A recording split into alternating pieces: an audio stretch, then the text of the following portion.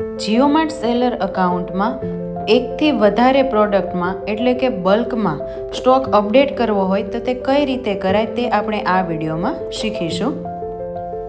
સૌપ્રથમ left side જે menu છે તેમાં પ્રોડક્ટ્સમાં માય ઓફરિંગમાં બલ્ક અપલોડ પર તમારે ક્લિક કરવાનું છે. બલ્ક અપલોડ પર ક્લિક કરશો એટલે તમને એક મેનુ જોવા મળશે. તેમાં તમારે બલ્ક ડાઉનલોડના ઓપ્શનમાં જે ચૂઝ લખેલું છે જે ચૂઝમાં ઇન્વેન્ટરી ફીડની ઉપર તમારે ક્લિક કરવાનું છે અને અહીંયા જે ડાઉનલોડનો ઓપ્શન બતાવે છે ત્યાંથી ડાઉનલોડ કરી લેવાનું છે.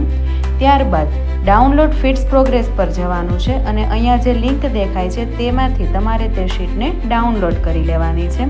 ત્યારબાદ તે શીટને તમારે ઓપન કરવાની છે અને તેને ઓપન કર્યા બાદ ઉપર જે ઇનેબલ એડિટિંગનો ઓપ્શન છે તેના પર ક્લિક કરવાનું છે અને નીચે ઇન્વેન્ટરીઝ પર ક્લિક કરવાનું છે. હવે તમારે જે પણ પ્રોડક્ટનો સ્ટોક અપડેટ કરવો છે તે પ્રોડક્ટને તમારે આની અંદર SKU બતાવશે તે SKU મુજબ અવેલેબલ ક્વોન્ટિટીની અંદર તમારે જેટલો પણ સ્ટોક અપડેટ કરવો છે તે સ્ટોક તમારે અપડેટ કરી દેવાનો છે.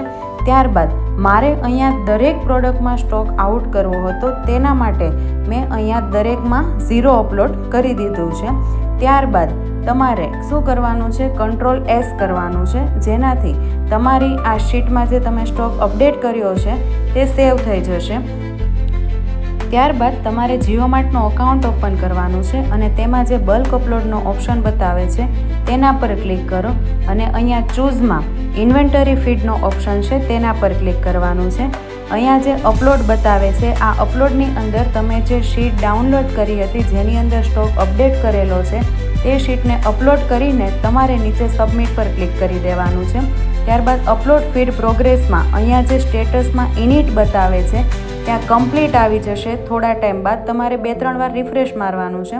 ત્યારે જે અહીંયા કમ્પ્લીટ આવે ત્યારે તમારે સમજવાનું કે તમારો સ્ટોક અપડેટ થઈ ગયો છે. આવા જ નોલેજેબલ વિડીયો જોવા માટે અમારી YouTube ચેનલને સબસ્ક્રાઈબ કરો.